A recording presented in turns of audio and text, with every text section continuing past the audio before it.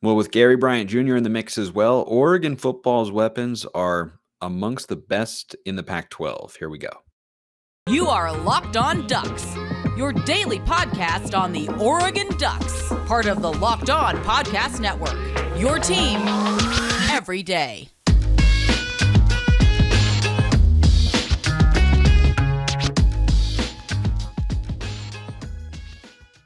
Yes, it is that time once again for Locked On Ducks. I'm your host, Spencer McLaughlin. Thank you so much for making this your first listen or your first view of the day. Part of the Locked On Podcast Network, your team every day, and your number one source to stay up to date with the Ducks. If you haven't already, like, comment, subscribe, please, and thank you wherever you listen to or watch this show, which today is going to feature a discussion of weapons, how they pertain to Bo Nix, and some mailbag questions as well. You know I love the mailbag questions, so keep them coming.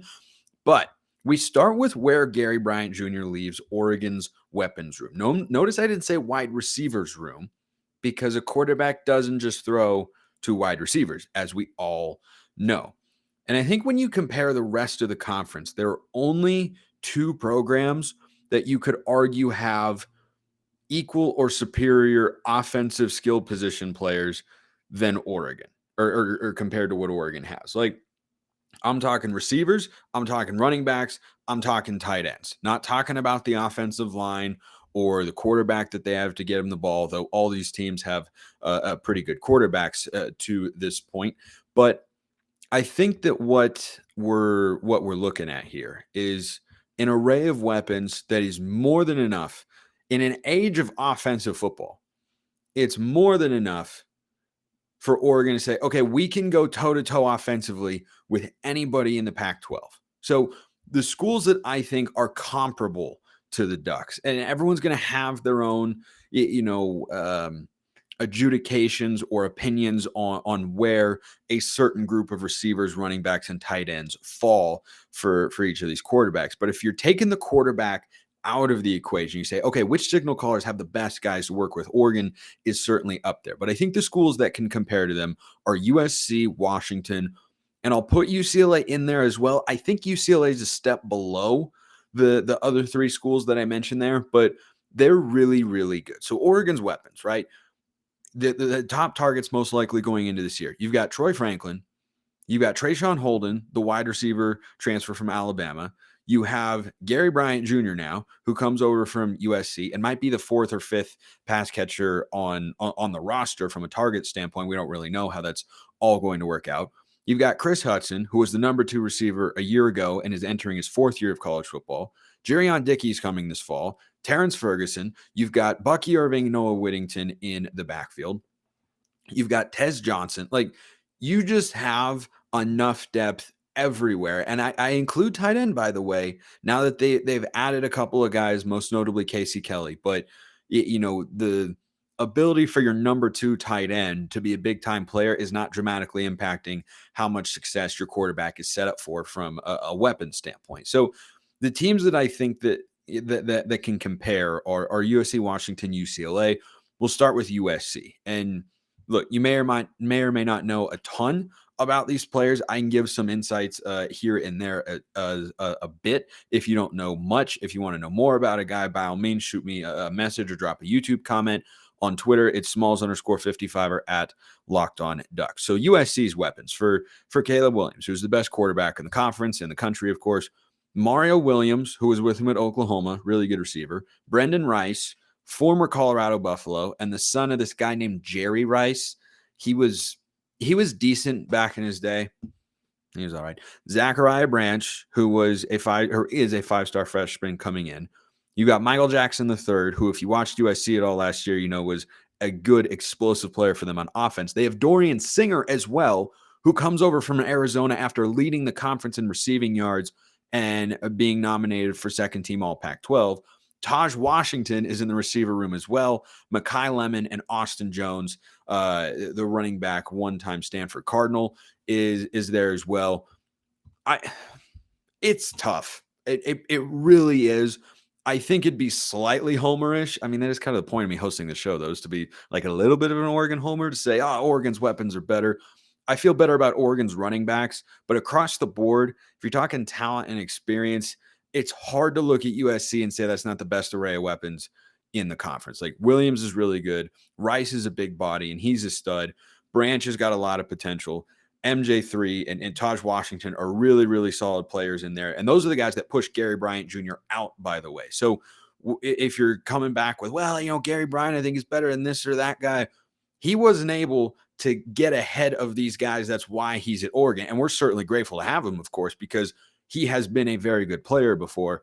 But I think Dorian Singer is kind of the element that puts that room of weapons over the top for me and puts USC over Oregon. But I think the Ducks are still in a really, really good spot. The other team to compare to is Washington. And Washington's got Rome Odunze, probably the best overall wide receiver in the Pac-12. The two Jalens, McMillan and Polk, we know they're really good. They added Jeremy Bernard from Michigan State, who was a good player over there. And then they've got Devin Culp at tight end, who's solid, and Westover as well as kind of their number two. Now, their running backs, Dylan Johnson, Daniel Ngata, both transfers, both look like solid players, but I'll take Irving and Whittington. Again, I think Irving and Whittington are probably the best running back tandem in the conference. Utah's got a good one with Jaquindon Jackson and Micah Bernard, but I don't think they're on Irving and Whittington's level.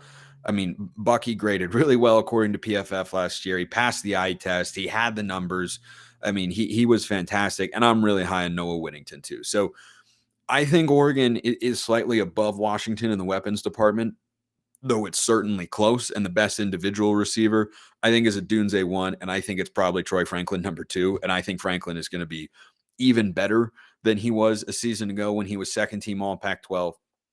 Really, I'm so excited to see how that all develops. But UCLA, they add J. Michael Sturdivant from Cal, who is a really, really good player. He's a top 150 recruit, 4-star coming out of high school, was good at Cal, just wants to go to a better situation. UCLA is a good one. Kyle Ford, Cam Brown, Logan Loya. That's a really good receiving core. I don't think it's quite on the level of the three teams I'd put ahead of them, which are USC 1, Oregon 2, Washington 3. And I think UCLA is at 4, but they're still in, I think, a good position here.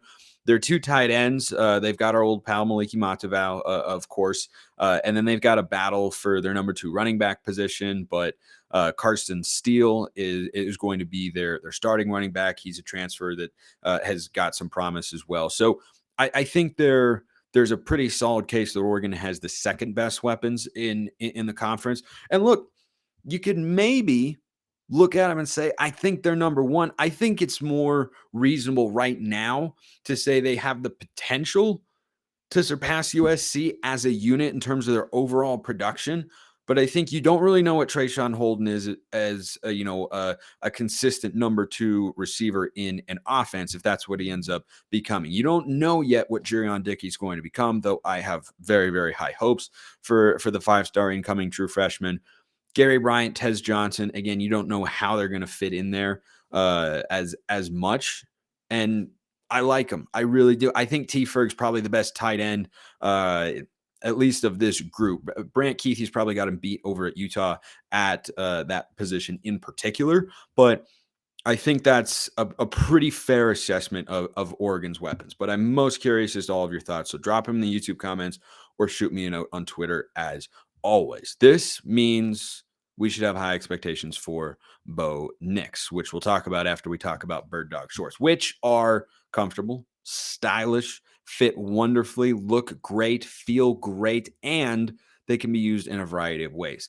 Take them for a swim, wear them out for a day at the beach, whether you're going in the water or not. Wear them out if you're going on a hike. Wear them out if you're going on a stroll. Wear them out if you're playing wiffle ball in the front or backyard. Whatever you want, Birddogs has got you covered. Their stretchy fabric makes your legs look great. They're really, really comfortable as well, and they give you the freedom to wear one pair of shorts and pants on the golf course, to a meeting, a date, hanging out with friends, whatever you want to do. So go to birddogs.com/lockedoncollege. When you enter promo code LOCKEDONCollege, you get a free custom Birddogs Yeti style tumbler. So don't miss your chance. That's birddogs.com/lockedoncollege and enter promo code LOCKEDONCollege to get that free custom Birddogs Yeti style tumbler with every order. All right. So this array of weapons that Oregon's got, if you think it's first in the conference, if you think it's third, if you think it's fourth, if you think it's second like I do, regardless, I think it lays the groundwork for us to have high expectations for Bo Nix going into this year.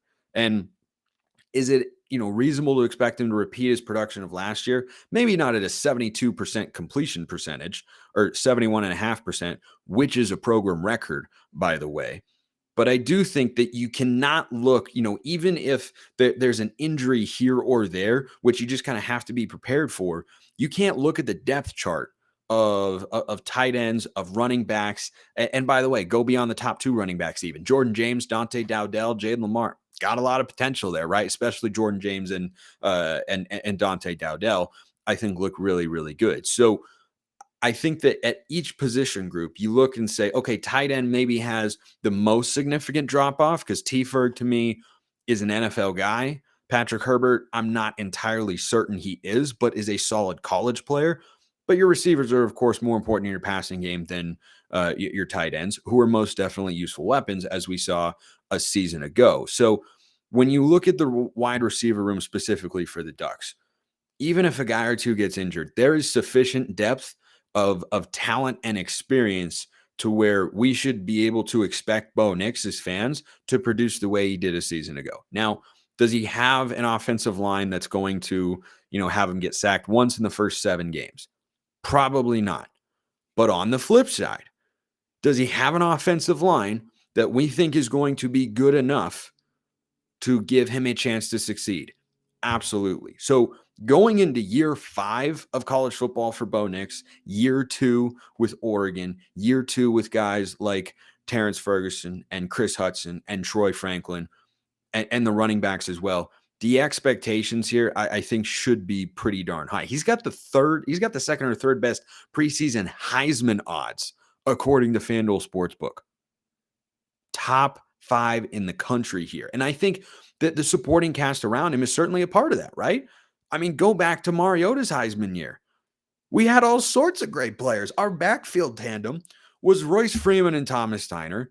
You had Darren Carrington. You had Charles Nelson. You had Dwayne Stanford until he got hurt. You had Keenan Lowe, who was a stud. Like, they had a lot of really, really good players. I think this array of weapons is even better than that. Maybe not in the backfield because Freeman and Tyner, those were just all-time Oregon running backs. And Irving and Whittington, as I said, I'm very high on and are very good. But I think that combination of receivers got elevated by Marcus more than Bo Nix is going to need to elevate this group because of their just inherent talent. Like Troy Franklin is an NFL guy. Terrence Ferguson is an NFL guy. And then you have a lot of good to high-end college players that may not be NFL talents, but are certainly going to be, productive members of the offense this season, or so we expect. So I don't know that I expect Bo Nix to be over 70% again. That's a really, really hard thing to do.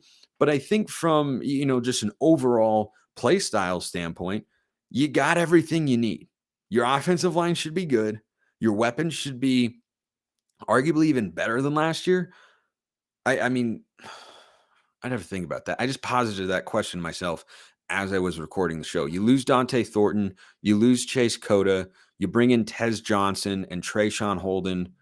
You're not as deep at tight end, that's for sure. But you're probably in a space where you'd say top to bottom, the receivers are deeper now than they were a season ago. And I mean, Cota was quite good. Cota was awesome. But I think Trayshawn Holden can be that and has more physical potential because of the athlete and the build that he has and the athlete that he is. And I think when you look at Dante Thornton, had some really nice things, also had some iffy moments with fumbling the ball or dropping the ball. I mean, he dropped the end around from Ty Thompson. He dropped the drag route from Ty Thompson. That led to an interception. He fumbled the ball against Utah as well.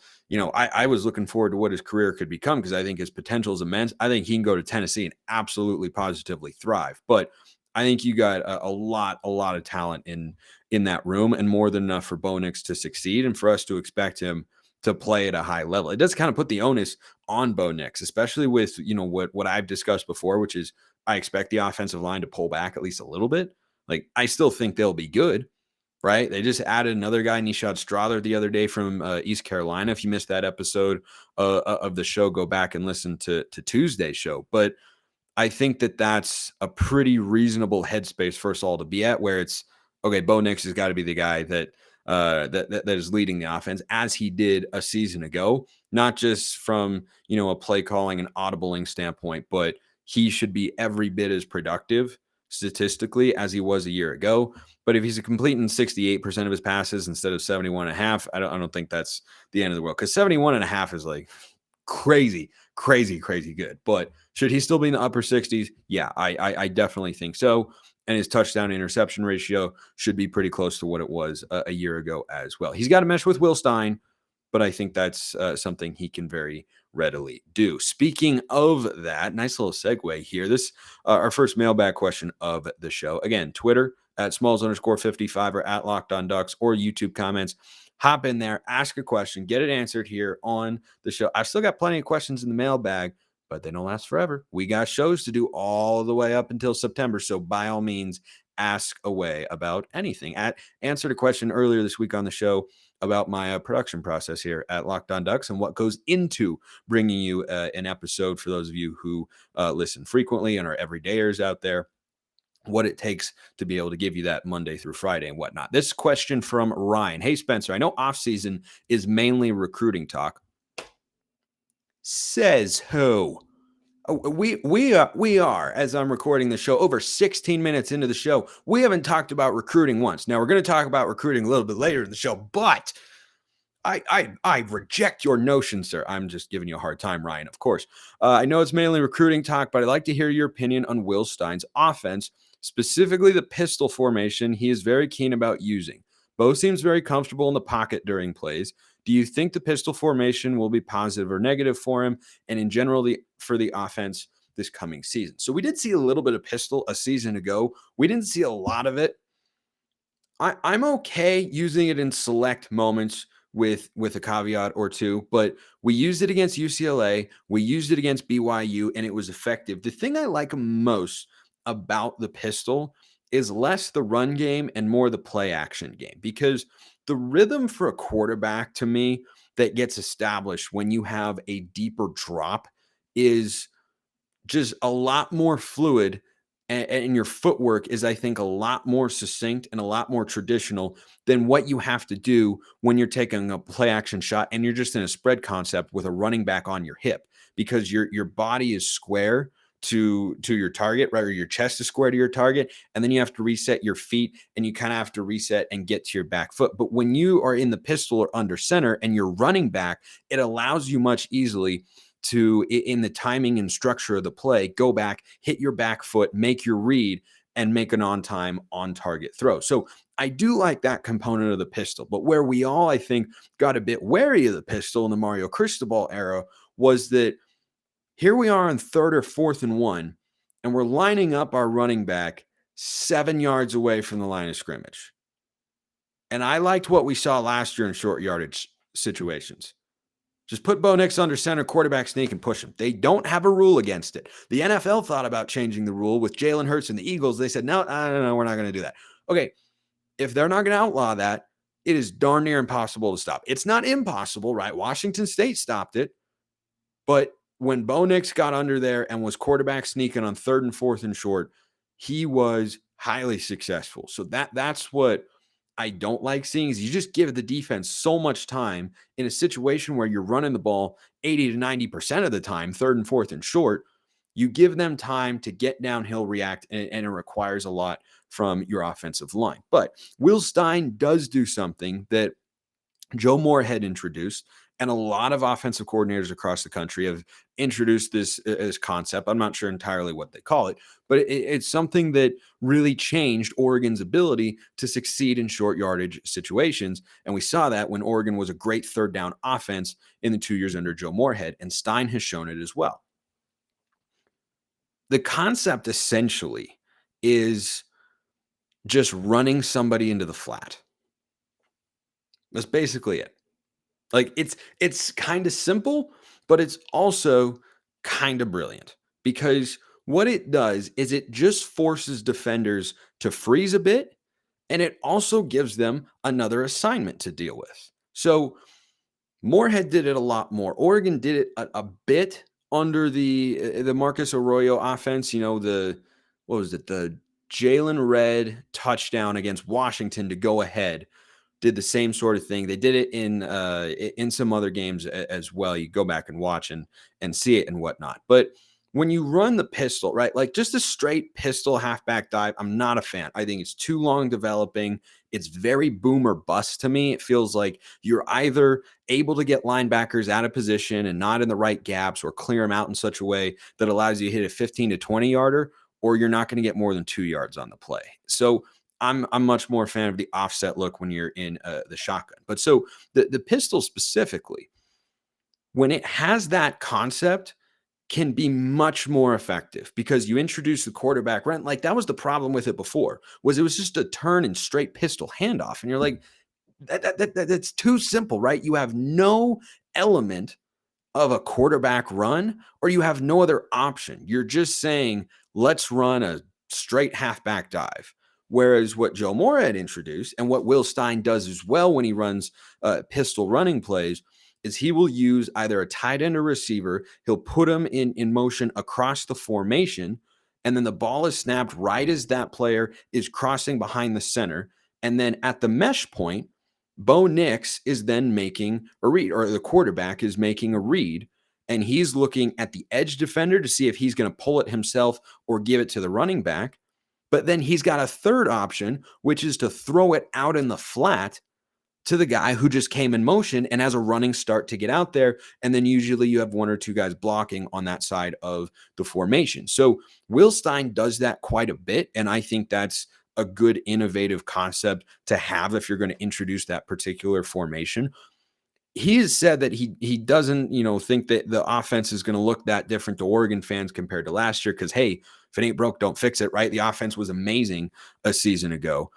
But it is going to have his own wrinkle. I think we'll see a little bit more pistol than we did last season. I don't want to see too much because they're very long developing plays. It just puts a lot of onus on your offensive line, because the other thing is it takes that half beat longer for the running back to sell out the fake on a play action. And if you're not in a max protection, he's part of the pass protection, right? I mean, he is in a max protection most of the time anyway, the running back that is, but it takes him a little bit longer to get there if he's in the pistol look and he's a couple yards behind the quarterback. And that can be the difference between getting a pass off and not, ball being intercepted and not, pass being late, a quarterback getting hit, just like all sorts of things and such. But overall, the Will Stein offense has a lot of similarities, a lot of modern concepts, and we see a lot of the same concepts that different teams will use.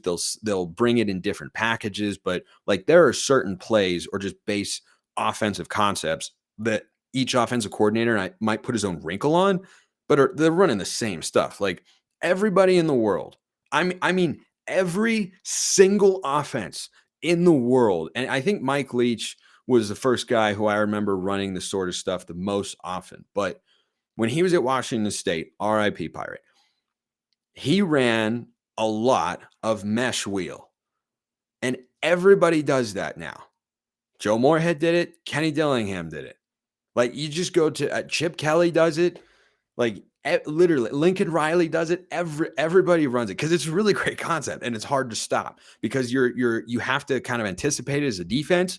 You'd like to be in zone coverage, and then your assignment football has to be very, very sound. But everybody runs that on 3rd and 4 or less if they're going to throw the football, or frankly, anything 3rd and 6 or inside if they want to pass. It's almost always a mesh wheel kind of concept in there. But that's just like one particular play that, I know that his offenses have shown before. But, I like what I like most about the Stein offense is it doesn't feel outdated or antiquated at all. It's got the stuff in there where you're like, okay, he's clearly a young, innovative offensive mind who's, running the latest concepts and whatnot. But he uses motion a lot. I think that's one way it's going to look distinctly different from the Kenny Dillingham offense, which definitely utilized motion. But when you watch the UTSA highlights and, what Will Stein did over there was a lot of orbit motion. There was a lot of that motion I talked about with a receiver and a tight end to be a part of the running game or the RPO game. I think that all of that is going to, look a little bit different. But overall, like he said, feed the studs. And I think that he's got, really, really high upside as an offensive coordinator. I'm excited to see what he can do. And he's going to be challenged. Like, no doubt about it. It's going to be harder going up against Pac-12 coaches than it was Conference USA coaches. And UTSA had an outstanding season for sure, but you're going up against the big boys now. But luckily, as we talked about on the early portion of today's show, he's got the weapons and the repertoire that is necessary to be able to produce in a way that makes us content as Oregon fans. So hope that answers your question. This one from Blazer Duck, an everydayer out there. I mean, the guy's as reliable as the sun coming up in the morning. Death, taxes, the sun rising in the morning, Blazer Duck sending in a question in the mailbag. 4 guarantees of life. If Michael Van Buren, 4-star quarterback in the 2024 cycle, were to decide he wanted to come to Oregon, do the Ducks pick him up with Luke Moga committing as well? Then just let them duke it out for QB1. I'd also go after Achilles Smith Jr. in 2025 and let the three of them go at it. Cream will rise to the top. Well, 2025 is a long ways away. But if there was one guy I'd like to see Oregon get in that class, it'd be Achilles Smith Jr. That would be pretty freaking awesome if he were one day Oregon's starting quarterback. That would just be full circle, and that would just feel so great. But on the Van Buren Moga thing, I do think Oregon could add 2 quarterbacks in the cycle, and let the 2 of them, in addition to Austin Novosad, don't forget about him, by the way, and Ty Thompson, have a 4-way quarterback battle for the number 1 spot going into 2024. I think that's entirely plausible. Here's another thing that's plausible. They bring in Moga and Van Buren, knowing that the hit rate on developing quarterback prospects is not 100%. And they make it clear to them, hey, you guys are going to redshirt your first year. We're going to, either have Ty Thompson start or bring in a transfer. Maybe Novosad's a start. I don't know. We'll see. But then the following season, you guys are going to be competing for the number 1 quarterback slot. And if they're both on board with that, then they'll go at it. And the guy who doesn't get the job might end up transferring out. But like we talked about with Brian Smith on yesterday's show, you just have to be ready at the quarterback position, because that, more than any other slot, is going to be vulnerable to transfer, because guys want and need to play a lot in order to achieve their goals with regards to their playing careers, right? And for some players, maximizing their earning potential in NIL as well. So I think it's perfectly logical to bring in Van Buren. I think that a competition between the two certainly sounds like fun off-season contest for all of us or content rather, for all of us to monitor, right? on the here on the show during spring football. Like, sounds like a fun time, but I also think it's the best thing for the team to be able to have multiple options who can be competitive, who can be viable starters for you going forward. I think that's a good place to be, because it's just a very unpredictable world of college sports that we're living in right now, and it's always good to be prepared. Appreciate everyone listening. Appreciate the questions as always. Keep them coming. Have a wonderful rest of your day, and go Ducks.